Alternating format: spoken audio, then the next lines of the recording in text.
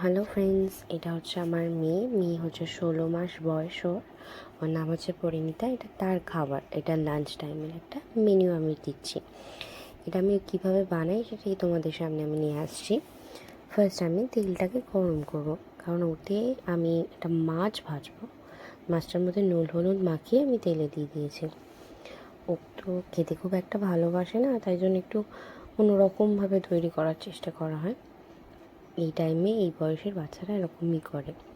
আচ্ছা, এটা আমি মাছটা ভেজে নিচ্ছি একটু লাল করে। ছোটো বাচ্চা খাবে তো, লাল করে না ভাজলে একটু কড়া করে, না তো গন্ধ বেরোয় মাছের। তো আমি মাছ খেতে পছন্দ করি না, কিন্তু আমার মেয়ে মাছ খেতে খুব ভালোবাসে। আচ্ছা, এটা আমি এখন ভেজে নিচ্ছি। এটা ভাজা হয়ে গেলেই আমি সবজিগুলোকে একটু লাল করে ভেজে নেব। মাছটা একটু কড়া করে ভাজা হয়ে গেছে আমার। এবার আমি এটাকে তুলে নেব। তুলে নিয়ে আমি এবার একটু সবজিটা দিয়ে দিই। এটা কাঁচা সবজি আছে, এটাকে আমি তেলের মধ্যে একটু হালকা করে লাল লাল করে ভেজে নেবো। তেলটা একটু কম দিতে হয়। নুন আমি দিয়ে দিয়েছি। এবার এতে আমি একটু ধনে গুঁড়ো দেবো। ধনে গুঁড়োর সাথে একটু এই যে একদম অল্প ছোট্ট চামচে একটুখানি অল্প করে ধনে গুঁড়ো দিলাম।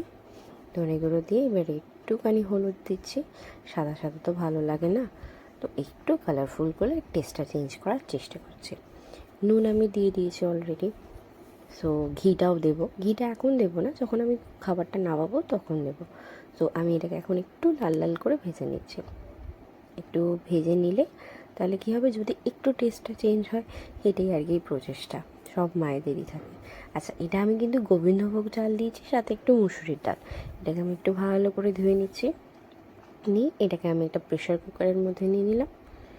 প্রেশার কুকারের মধ্যে নিয়ে আমি সবজিগুলো, ভাজা সবজিগুলো দিয়ে দিলাম। এবারে আমি মাছটাও দিয়ে দিচ্ছি। এবার আমি একটু জল দেবো।